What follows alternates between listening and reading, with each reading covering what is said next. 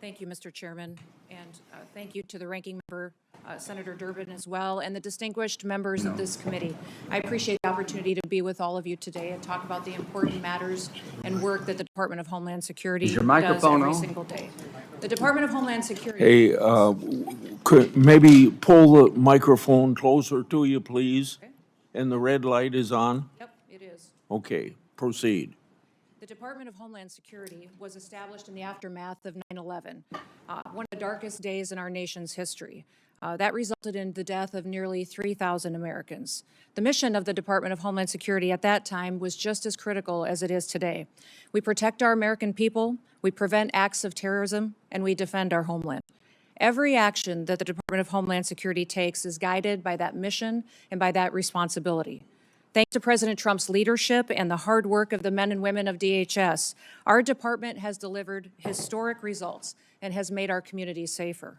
Since the start of President Trump's second term, daily encounters along the southwest border declined by 96% compared to the Biden administration's daily average.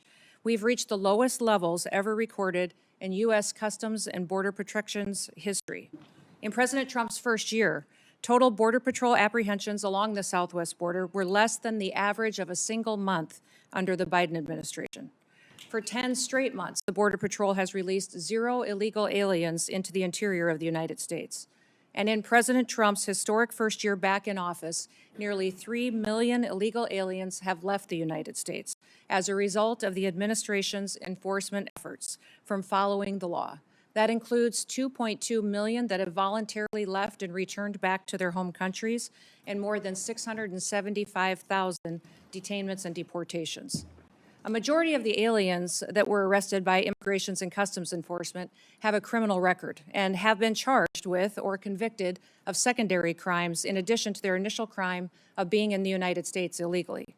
During this period, ICE has arrested over 1,500 known and suspected terrorists, more than 7,700 known gang members, many of them that were allowed to come into this country under the Biden administration. We have also reached the lowest murder rate in the last 125 years since that data was tracked. Under President Biden, more than 450,000 unaccompanied alien children went missing or were lost due to the dangerous open border policies that were embraced. Under President Trump, the Department of Homeland Security and the Department of Health and Human Services have already located over 145,000 of these children and returned them back to their families and back to people who care about them. And we will not stop until every single one of those children is found. Fentanyl trafficking at the southern border is down. It's been cut by over 56% because of that secure border and the enforcement actions that have been taking there. And that's compared to the same period of time in 2024.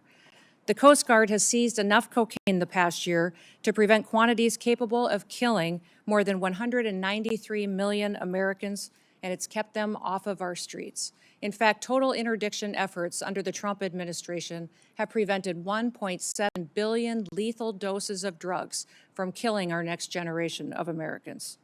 These results reflect the fact that we are enforcing the laws that Congress has passed. I want to address the dangerous environment that our ICE officers face on the streets today. They are facing a serious and escalating threat as a result of deliberate mischaracterizations of their heroic work and rhetoric that demonizes our law enforcement. DHS has documented an 8,000% increase in death threats against our ICE officers and their families, as well as more than 1,300% increase in assaults while carrying out the lawful enforcement operations that they do every single day. I recognize that members of this committee may hold differing views about immigration policy, but it's important that we distinguish between disagreements over policy and the department's operational responsibility to enforce existing law that has been passed by Congress. It's our duty as a department to defend our homeland. The latest Democrat-led shutdown of DHS is reckless, it's unnecessary, and it undermines the American national security, and it harms the men and women who work at DHS and their families.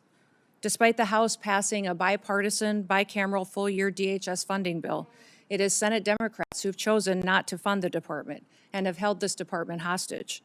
As a result, critical national security missions, including border security, immigration enforcement, aviation security, disaster response, cybersecurity, and the protection of critical infrastructure, are all being strained. Our ability to provide for a safe and successful World Cup is being hindered as well. More than 100,000 dedicated DHS employees are once again being asked to work without pay for the third time in just 5 months. At a time when we've produced the most secure border in history and removed nearly 3 million illegal aliens from our country, disrupting the department responsible for those gains is indefensible. I want to thank the men and women of the Department of Homeland Security for their professionalism, for their dedication, for their commitment to keeping America safe and continuing to show up and work even though they aren't being compensated for it. They've kept us safe and they have patience, and our success is only possible because of their service and sacrifices. I also want to thank our angel families that are behind us to tell their stories and testimonies, and also thank my husband for being here in support as well. Thank you for the opportunity to testify, Mr. Chairman, and to all the distinguished members. I look forward to your questions today. With that, I yield back.